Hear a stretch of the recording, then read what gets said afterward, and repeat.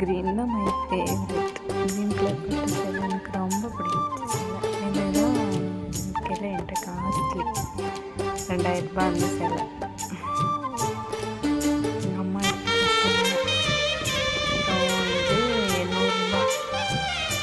இந்த சேலையும் பிடிக்கும். இது இந்த மாதிரி எடுத்துக்கிட்டாங்க. இந்த அண்ணா மேரேஜுக்கு எடுத்து கொடுத்தாங்க.